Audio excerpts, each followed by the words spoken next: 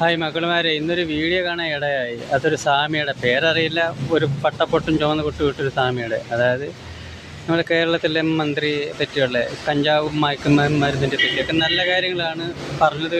എല്ലാ കാര്യങ്ങളും നാടിനും പാർട്ടിക്കും സമീപം നല്ല കാര്യങ്ങളാണ്. പിന്നെ പഴയ രീതിയല്ല എന്നുള്ള വളർന്നു വരുന്ന മക്കളുമാരും സകല സ്വാമിമാരും മന്ത്രവാദികളും കൂടോത്രക്കാരെയൊക്കെ മനസ്സിലാക്കുക. കഞ്ചാവിൻ്റെ കൂട്ടി നിൽക്കുന്നവർക്കാണ് ശിക്ഷ കൂടുതൽ.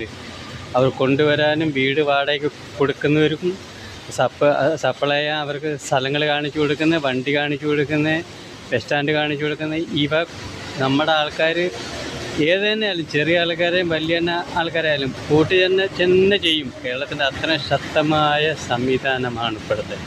എല്ലാ മക്കളുമാരും മനസ്സിലായിക്കൂടെ. അതേപോലെ നമ്മുടെ പാർട്ടി, ഇപ്പോഴത്തെ പാർട്ടി സംവിധാനത്തിന് ആരുടെയും ഒരു ശുപാർശയോ അല്ലെങ്കിൽ ഒരു പിന്നെ സഹതാപ സിമ്പതി ഒന്നും വേണ്ട.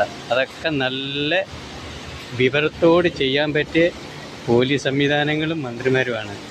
അവർ എവിടെ ഒരു തെറ്റ് കാണുന്ന അത് കൂട്ടി തന്നെ ചെയ്തു. അതുകൊണ്ട് തെറ്റിലേക്ക് പോകുമ്പം മക്കളുമാർ ഇതുകൂടെ സൂക്ഷിക്കുക. ജീവിതം ഒന്നേ ഉള്ളൂ, എൻജോയ് ചെയ്യാൻ ഉള്ളതാണ്. വെറുതെ ജീവിതം പാഴാക്കി കളയരുത്.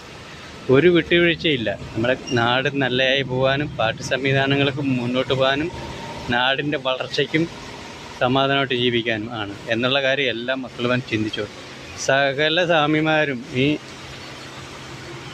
ഹായ്